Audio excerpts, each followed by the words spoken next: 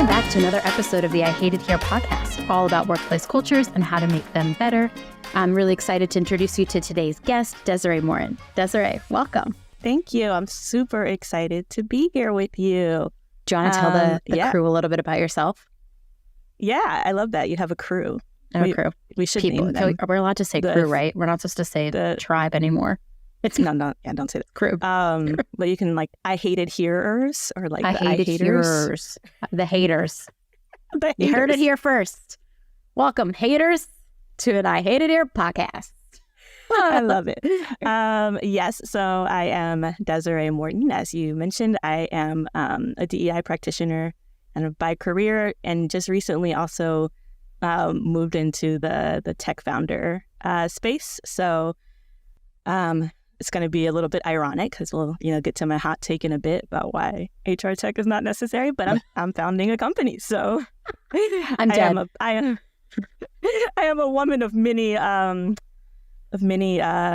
contradictions and fun little puns.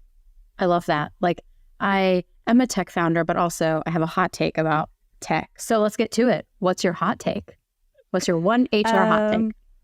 Okay, so I'm gonna say that's my hill I'm gonna die on. Actually, let's start with the hot take. The hot take is that DEI is actually that HR is actually a function of DEI and not the other way around.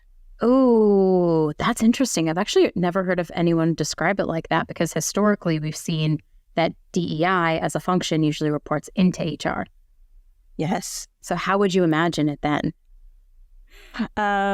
I would imagine it the other way around. So Just we're just gonna flip it. Yes, we're just gonna flip it. Yeah. So I actually think that DEI should be up, kind of around the COO area in terms of really influencing all operations. And so where we typically see, HR reporting into COO or operations, I think that DEI should either be over HR. I'm not, that doesn't feel super important to me, but at least should be at the same level and should have the same influence on all operations, including finance, including HR, including, all of the kind of general and administrative teams. For sure. I think a lot of people actually agree with that. I would be surprised. It is surprising because I feel like the number of DEI roles has substantially decreased in last year, and maybe we'll get to that in a bit. But yeah, I do see a lot of chief diversity officers, and whenever they're buried in an organization or I don't report to this person, I report to this person, I always think that's very fascinating because if they don't have the influence with the other executives, what can they really achieve? Yes, the answer is typically very little. It's the window dressing, the party planning, and that is not a change management, lever. You can't make change if you do not have the ear of the person who is making all of the operational decisions and final calls. Definitely. Okay, well, let's dive into today's topic a little bit. And I'm excited to do this with you because you are a founder and you probably have a lot to share here. But I want to talk a little bit about building with equity in mind from the very beginning. As you're thinking about launching a company or starting something new or being a founder, I feel like a lot of times the problems we're trying to solve as HR are problems that very much could have been solved had something been built correctly from the beginning. And so today I want to talk about that beginning. I think it's really still relevant to honestly anyone at any point in their company history because a lot of us are trying to diagnose why our company is the way it is. And so I'm excited for you to give a little insight on that today. And let's just kick it off with how do you define equity in the context of building a company? And why is it that important from the very beginning? Just hit me with a softball. Why don't you? Yes, sir. Coming in hot. No, so kind of, going back even before, equity in the workplace is just the very foundational definition of equity overall, and how I think about that. A lot of people kind of confuse it with equality. And I think that is two different definitions apart, but they're very different. Yep. Very different definitions.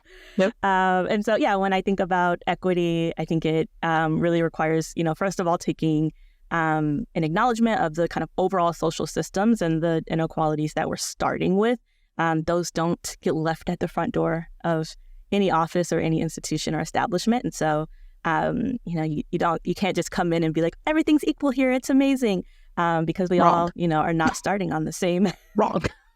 We're not starting on the same floor of the building so many times. So that's the first piece. And then the way that I kind of define equity is that, things are inherently unequal.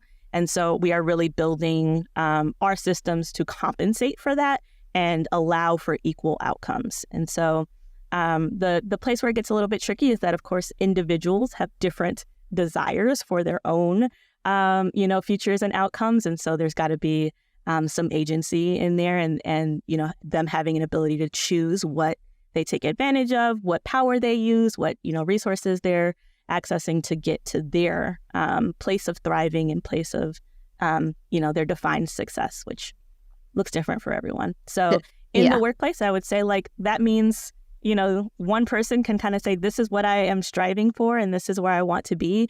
And that is a realistic option for them. That is possible for them. And, that is possible and more. And they can kind of access the things that they need to get there along the way. Yeah, I feel like equity, a lot of times people, they don't understand. We all have different systems of what's considered fair. That's influenced by, again, our lived experience and our access to privilege. And so a lot of times it starts with just helping people understand, what does equity actually mean? And how does it show up at work? And then here's how it could impact somebody, but also here's how it could impact you. Because I think people really struggle to conceptualize it because we all come from different places. Yeah, and that, absolutely. It's hard to acknowledge your privilege. Sorry. Yeah, for some folks, it's like, oh yeah, one day I want to work my way up to the C-suite. And everybody's like, oh, that absolutely makes sense. I can see that for you. Perfect. And then you talk to someone else who has that exact same aspiration and it's like, whoa, well, how will you get there? And that in and of itself is a signal, right? That those folks are not starting in the same place, that those folks are being treated differently. And so even if they're being, they have access to the equal benefits or the equal, sort of programs at work, they're not going to progress in the same way because they're starting from different places. That's such a good point. The starting from different places, I think we could all stand to understand that, because what everyone in the workplace as HR, as we're managing this, and people are like, I want to be promoted, I want to have my career growth, I want to do this. Understanding that you might have people in your organization who also want those things, but historically haven't been given them or haven't had access to them. And so I hate when people are like, oh, that's a top performer, all they want to do is get promoted. And then I have this person on my team who just wants to do a good job. And I'm like, but maybe they also want to be promoted, but they've just never had access to say that. And it's never been fair for them to say, I want to be promoted. So they're doing it in a different way. Absolutely. Yes. We're going to have so much fun today. We're going to talk about so many things. Why do you think it's important that companies are building with equity in mind from the beginning? Yeah. So I often say, having gone from DEI to this founder world, it's really interesting how startup founders think about our products, right? We think about them as ever evolving, living things that, we take feedback on, we appreciate that feedback, we grow it, it works differently for different people, we're, constantly designing and improving. That is not the case so often with culture and operations. Oh, right. Tell me what. Oh, my soul.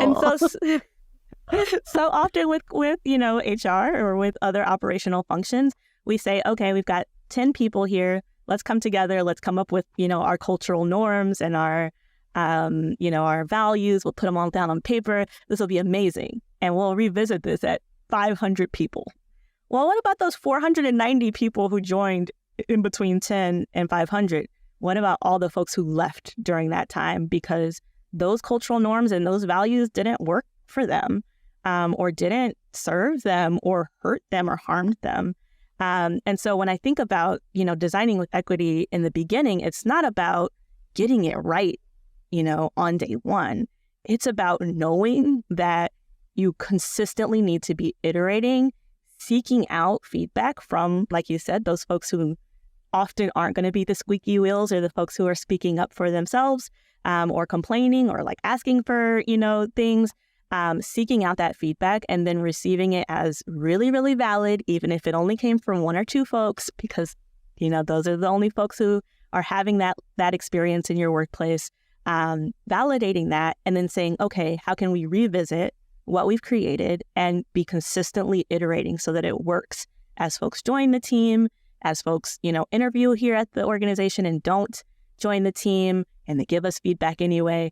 All of those processes need to be living and growing and changing as, as that feedback is gathered and as we learn more about the needs of the people who interact with our organizations. Yeah, it's so interesting you mentioned like the people who give feedback that then don't join the org. I think of all the inputs or all the opportunities people have to give you feedback about something working or not working.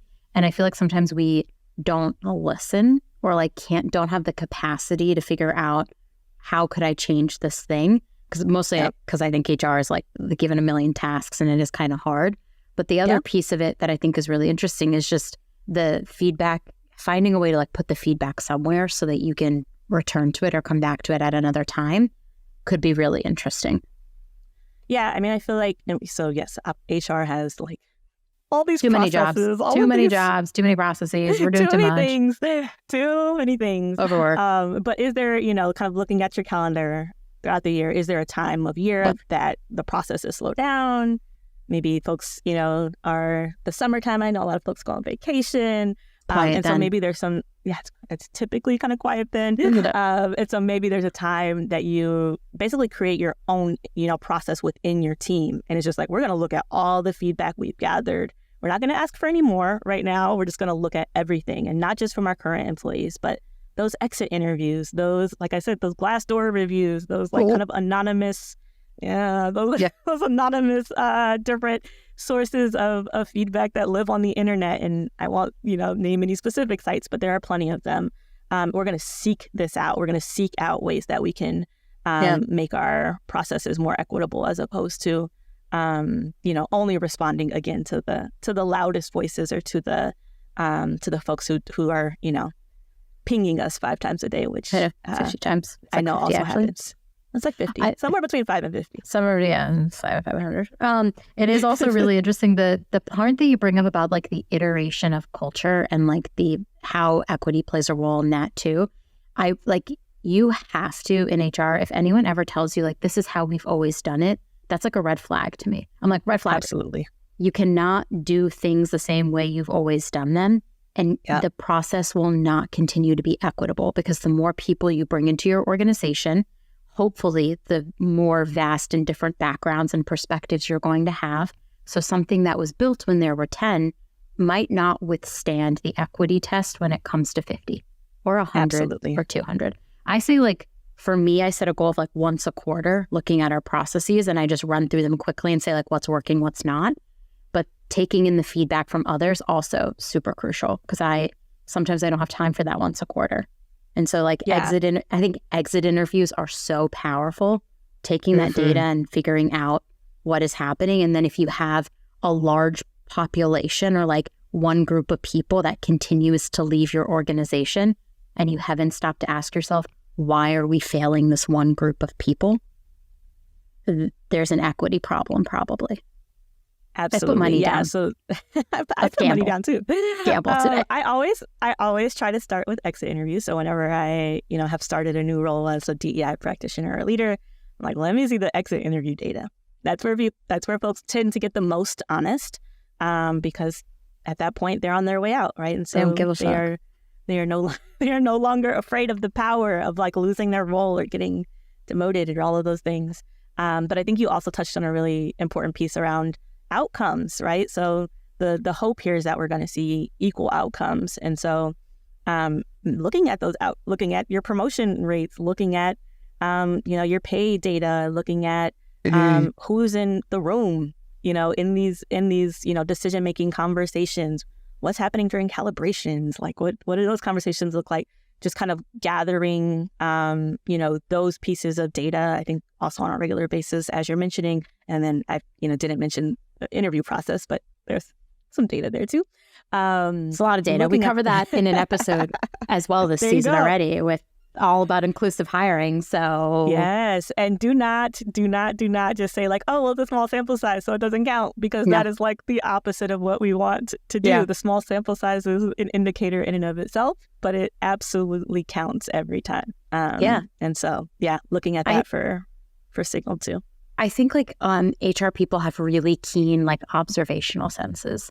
And so if you are in HR and you're like metrics and data, also great, lovely, that's my love language, but just observing if any of your processes, or you always hear from the same type of people, you're always seeing recognition given to only one group of people, there's an equity problem. And I think like a lot of the challenges we face in the workplace are challenges of, is this an equitable work environment or an equitable process?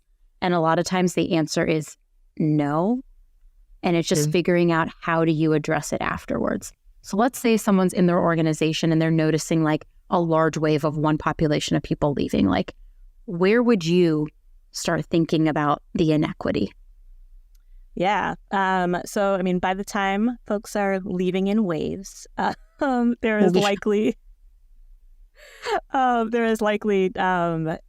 a shared understanding of some inequity amongst the members of that group.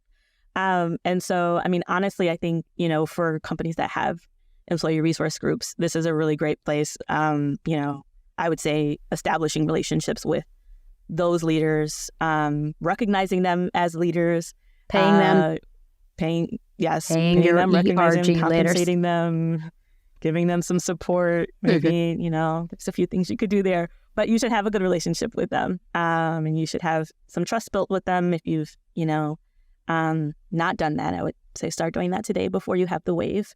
So I would say going to that leader first and saying, hey, I'm noticing, that there might be something happening here, and I just want to check in with you and see how can I support you in supporting your group? How can I support you in supporting the folks that you're working with every day through your resource group?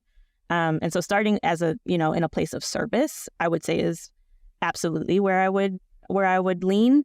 And then, again, kind of following their lead. These are the resources they need. Maybe they need, coaching. Maybe they need speakers. Maybe they need extra mental health resources, whatever they're asking for, just giving it to them kind of without condition. And then there's like, okay, now you have these resources. Let's talk about like what it is that is driving this, or what it is that we're seeing, and what are you observing, right? So then it can become more of a reciprocal conversation once they've had the support that they need to be there. Because if there's a wave of people leaving, the people who are still here are likely not doing well. Likely not in the best place. Yeah. So starting with support and then getting some feedback too. Yeah.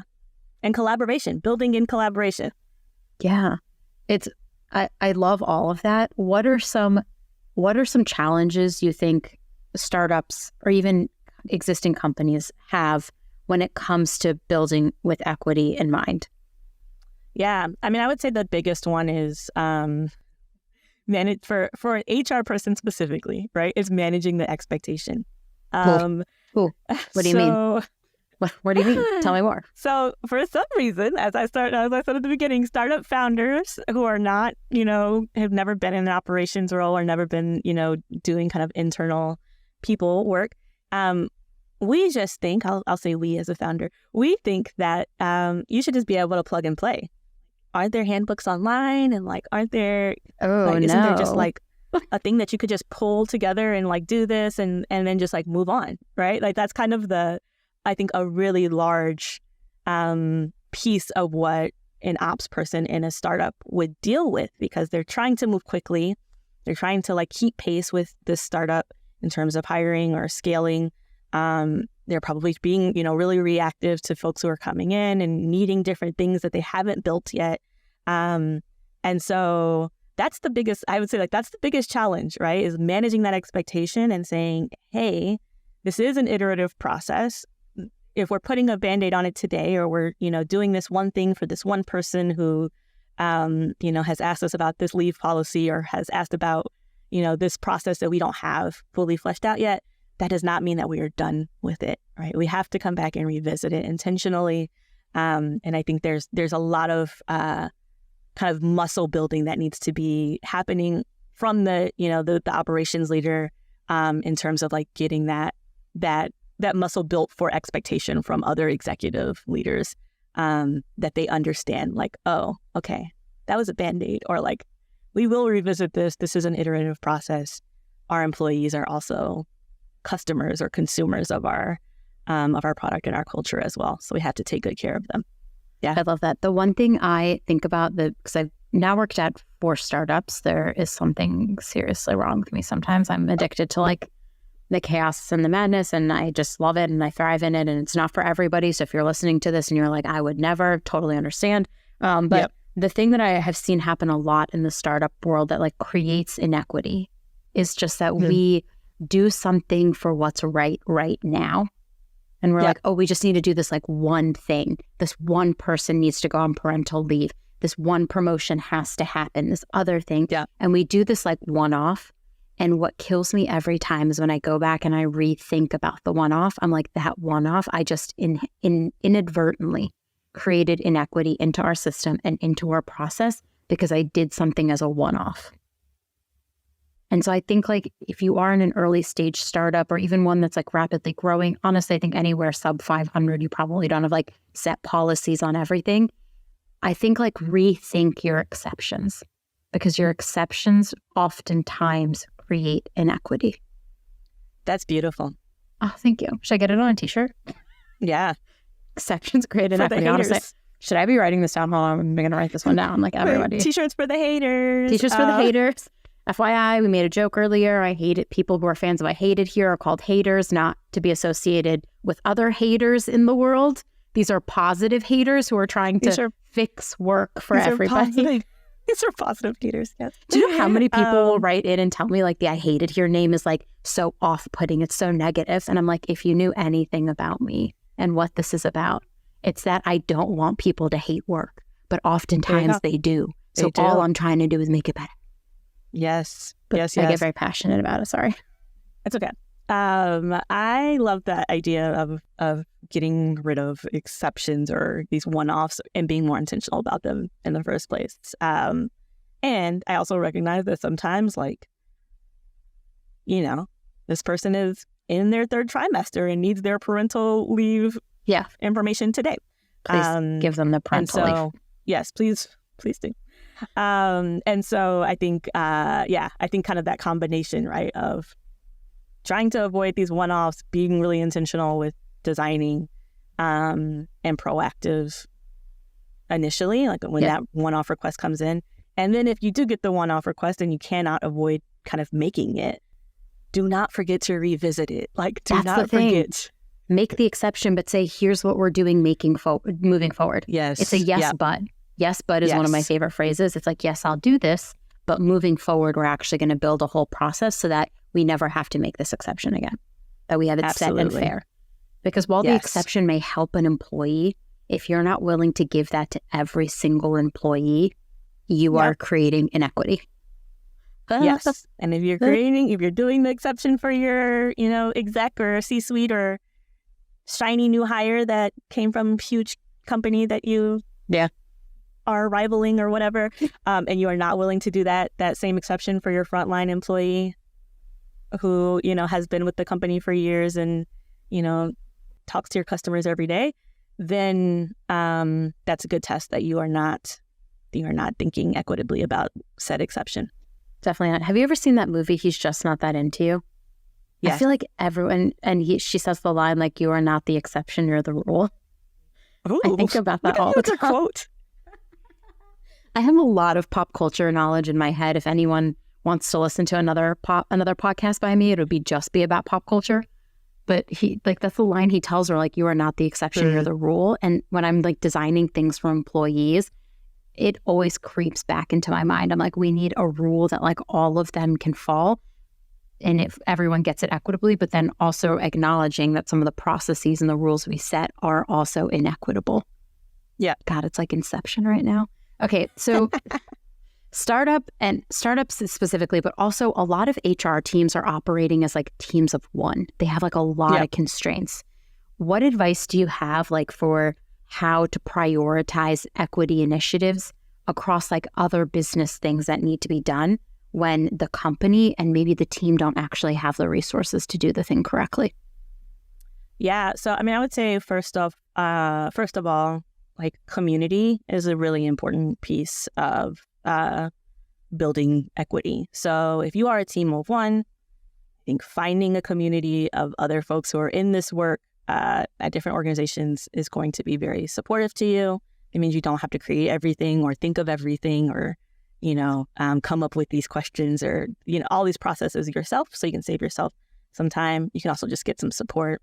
I hear you have a community. That was not necessarily supposed to be a plug, but like, that was a plug. I didn't even have to ask you to do that. Oh my God, I do have a community. It's called Safe Space. Anyone who's listening to this can get 10% off if they use the code SAFE10. Look at that. Gave it to everybody. It's a great community because we do that. We literally do that in the community. We'll build something or we'll be dealing with something and we'll say, is this fair? And the community is like very diverse, lots of different perspectives, lots of different people, and people will chime in and be like, that's not fair because of X, Y, and Z. And I call it my gut check. Community is an amazing gut check for if you think this is not right, why is this not sitting well with me? When you have a community, you can ask that question. And usually how you feel, a lot of other people feel the same way. Yes, big snaps. So that's community one. I did not pay her to do that. I would like the record to show, if you are listening, I never asked her to do that. But thank you. Yeah, you did not. You're welcome. No, I truly believe that's so invaluable. It's just like, it's going to save you so much time and so much mental space. And like emotional, all the good things. 2 is building a community with other folks within your organization. So you have a budget, right? You have like your little money carved out. Maybe. Your other, hopefully. Maybe no money. We're balling on a budget. We're balling. If you have no money, then you definitely need to build some community with other folks within your organization because somebody has some money somewhere. Yeah. And so I think, thinking about community as a lever for building systems that serve your people throughout their, experience with your organization is really important, right? And so again, like this kind of how can I support you? And then, hey, I'm thinking about this thing and, I have someone from your team or I have someone, who is client facing or, however you can kind of make it relevant to different folks within your organizational community that is experiencing this. Can we work together to see, how we can create a system to support them or create a process that helps to elevate them. And so, it's not just HR's problem. It shouldn't be. But I think so often HR kind of like, I'm the only person, like I am the person. Hit me. Yeah. So community is my answer. Yeah. I love that. You heard it first. Community, maybe not necessarily my community internally at your org as well, can help you figure out like what equity initiatives are needed. Like even just asking your team, like, how do you feel about our promotions process? Do you think it's fair? Yeah. And if the answer is like no, there you go. There's a project for you. And like, and also it's hard. Resources, right? And so I think that's also where I was going is, if you have an employee who is struggling with XYZ, maybe it comes out of like a professional development budget that you own, or maybe it comes out of a systems budget that their team lead owns for their operations. And maybe that operational system that they're kind of implementing to support that employee actually, boost their efficiency across their team. And so I think that's a thing that we tend to say like, oh, this is a people thing, but so often people things are also business things. They are. And so that's where the community comes in there too, in terms of pulling resources. Yeah. What advice would you have for like HR leaders who are juggling like the business priorities with the internal priorities? So, like, let's say at the beginning of the year, I set the goal as an HR person. I want to audit all our processes and make sure they're equitable and build like an equitable promotion. I think promotions is my go-to because there's so much inequity in promotions. but like, I want to build an equitable promotions process. And the business is saying, we don't need that. We need you to hire people. And we also need you to do X, Y, and Z.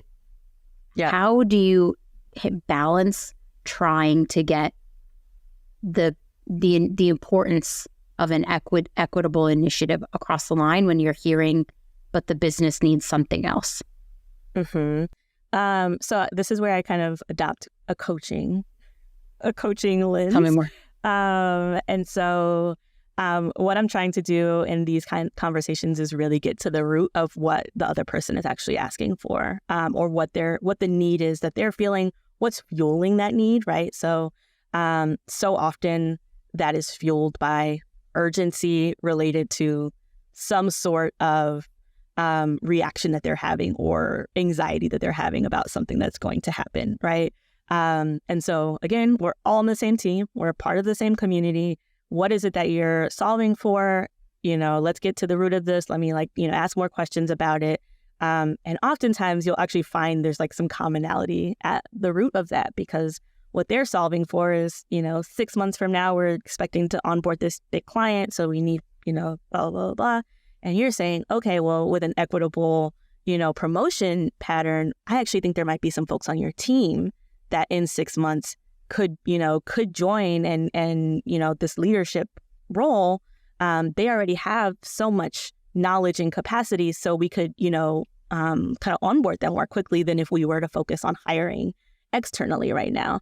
And so again, just like really kind of getting to that shared spot and seeking out any commonalities as opposed to, trying to treat it as an, what is it, an or problem? A trade-off. Yeah, a trade-off. Yeah. There you go.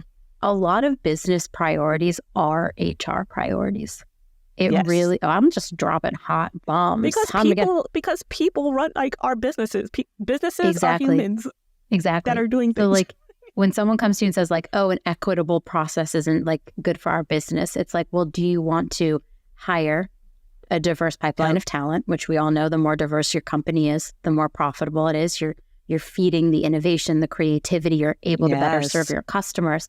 Okay, but you hire and spend all that time hiring all that talent, and then they get internally as employees and they realize, oh, I'm not going to have an equitable experience as my counterpart or my peer who might belong to a different group.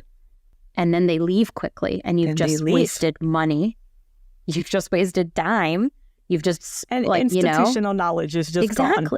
It's like, oh, you want your business to be successful, but I don't want to do the right thing to actually make my business. It never ceases to amaze me. I mean, I want to stop. I keep saying this.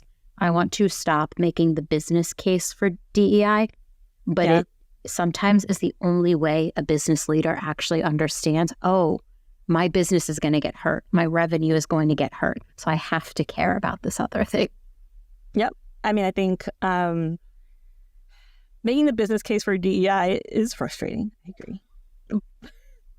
But speaking someone else's language and speaking to what's important to them is the number one way to get buy-in and the number one way to, move someone along on their journey. Understanding their motivations. You have to I always joke. This is a terrible joke to make. Please bear with me if you're listening to this. I'm not an evil person.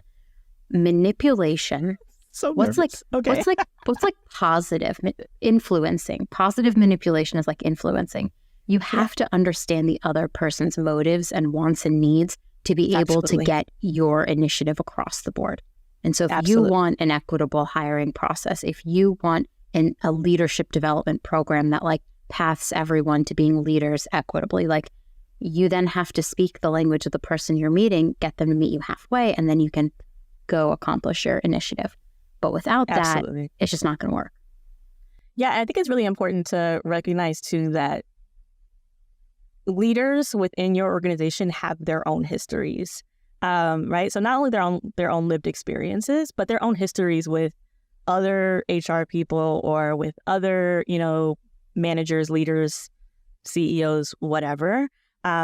These aren't, new folks who are just kind of like coming out and have never worked anywhere before. They have their own histories, they have their own baggage. And so they're coming into that conversation with you with their own whatever. You don't know what's in that bag that they have. It could be an animosity toward HR that you have no part in building.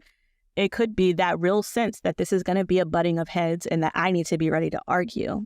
It could be, a feeling that they need to defend their resourcing, or that, that they do need to move quickly because, in the past they've had a leader that wasn't actually bought in to treating their teams well. So I think that understanding motivations and recognizing the humanity that really drives us all.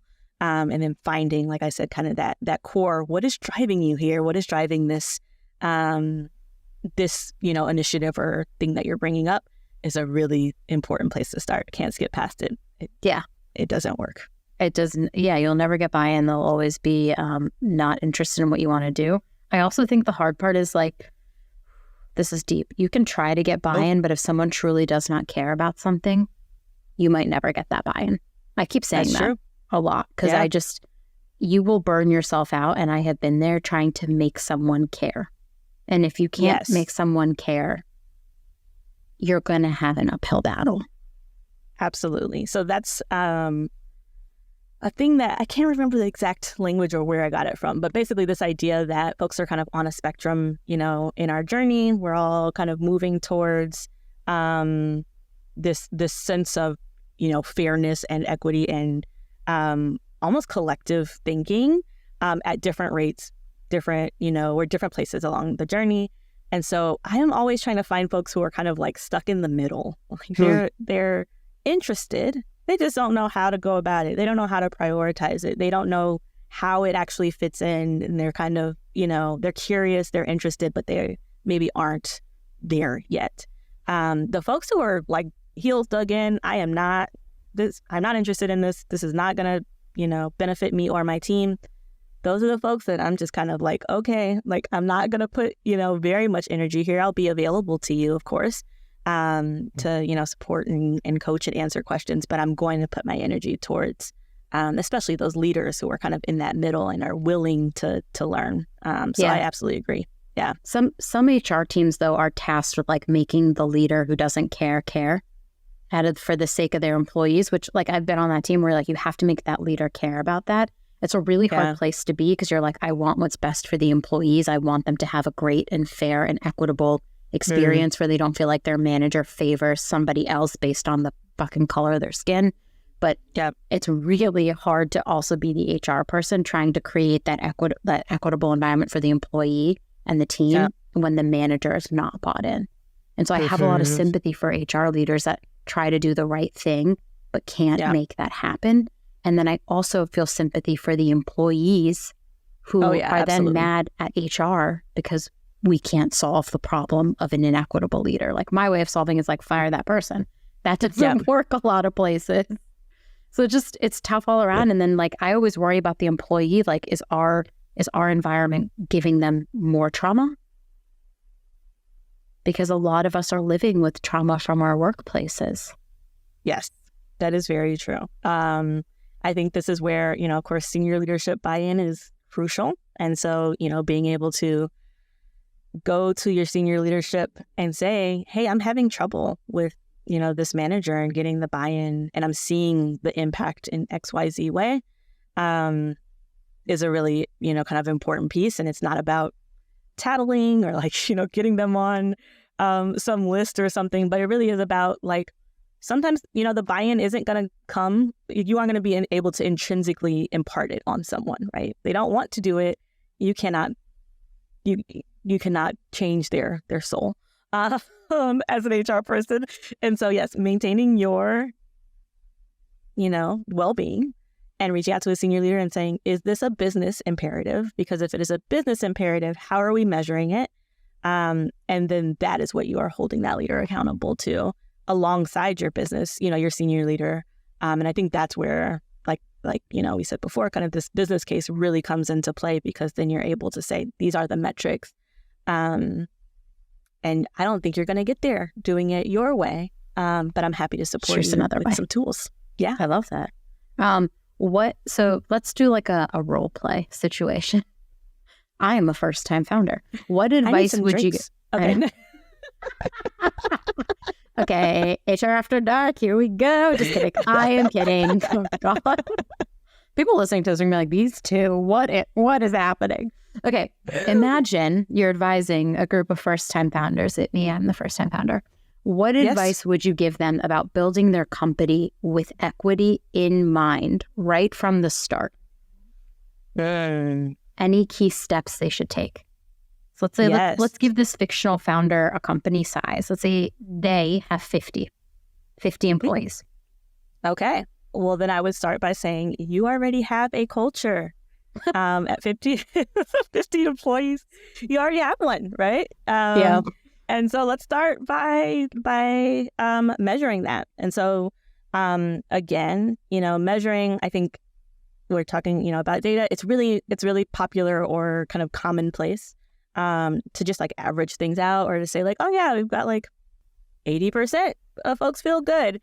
Yeah. You need to be looking for the places where folks are not feeling good, folks are not doing well, folks are not thriving in your space. Like look for those, seek those out in the same way that you would seek out issues with your tech, you would seek out bugs with your, processes, you would seek out, negative feedback. You do QBRs with customers, especially in the early startup days. You're looking for that bad stuff so you can improve it. Do the same thing with your culture. Look for it. It's there. I promise it's there.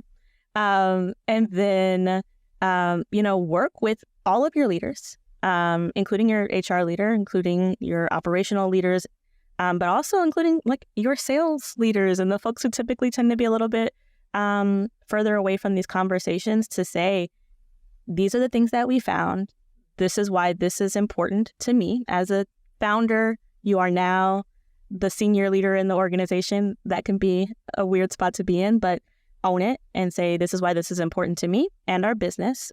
This is the culture that we're striving for.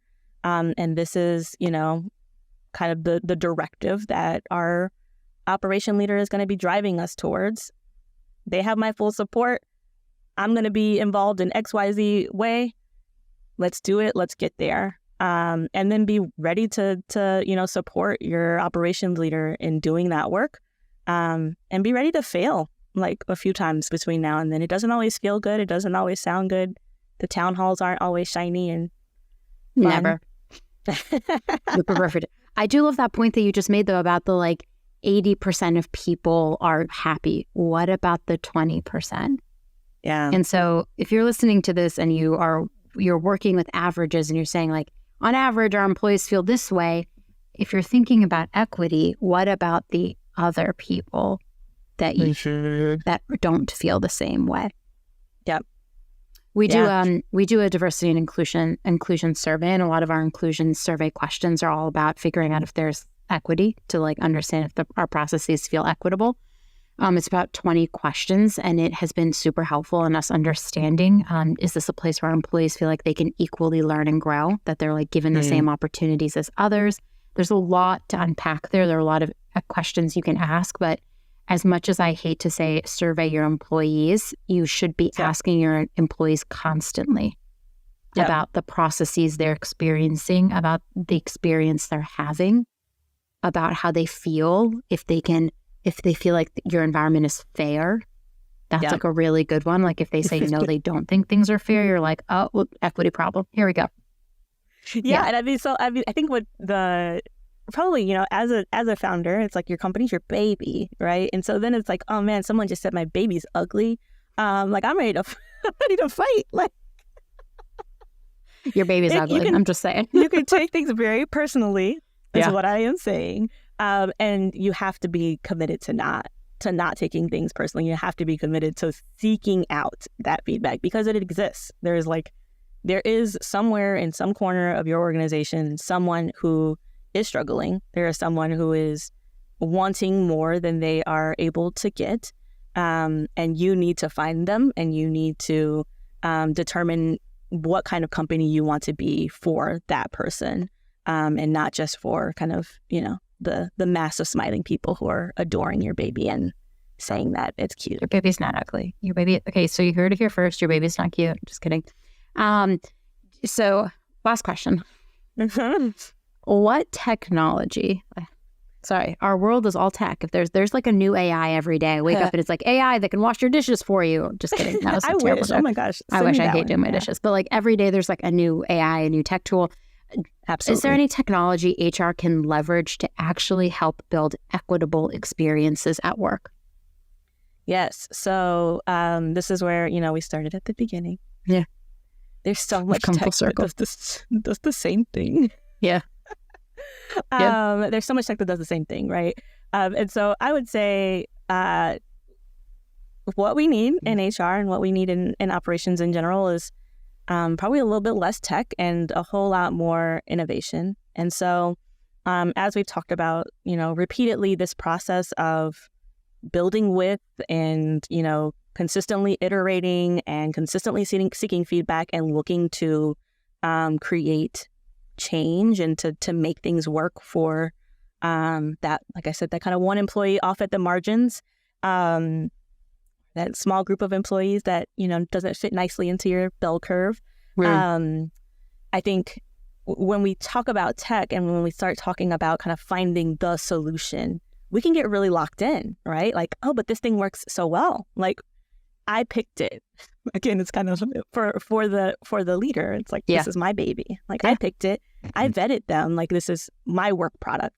And in reality, like, tech is not going to be the thing that creates the equity within your workplace. Think of it as a tool. And if it is working for you, even if it's lo-fi and not the prettiest thing, then kind of keep using it as a tool, but it will not solve the issues that people have created over hundreds of years.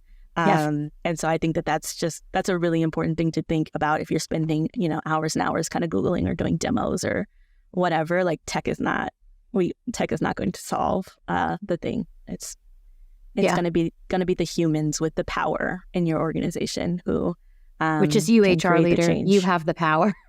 You do. They do. Yeah, they do. Some of it. Yeah, some you have of it. a significant part of it. Yeah, a decent amount of it. Yeah, that's a good point. A lot of people turn to tech as a solution, and it's like it can't solve everything. And the thing about there are a lot of acronyms out there: JEDI, DEI, DEIB, but the E of equity is you need to have fairness and everyone can access the same things. Everyone has the opportunity, the same exact opportunity to succeed. A lot of systems are built actually biased and they don't let those people succeed.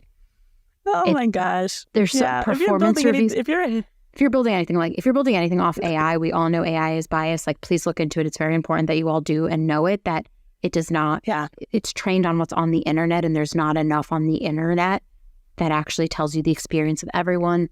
There's also even performance reviews. Men get more feedback about their accomplishments. Women get more on their personality. Mm-hmm. There's studies after studies show that. That's not equitable. And no performance management system is going to fix that, right? No, it's not. It's not. And neither, so much, even when you think about, academic research and things that a lot of these, softwares are built upon, or let's identify your leadership style. Let's identify your, capacity to do this thing. These are shortcuts that, again, were built on bias because, even the original research was conducted a lot of times with eugenics in mind, or with, disqualifying people in mind. And so, just like I said, tech is a tool. It is not at all the answer. It's not the end all be all. Yeah. Okay. With that, what's your one HR hill to die on? That's let's stop making the same HR tick over and over again. The world does not need one more performance management system. Am I right? And we got one more survey tool. Let's measure how inequitable your organization is. But then do nothing about it. But then just now you have all this data.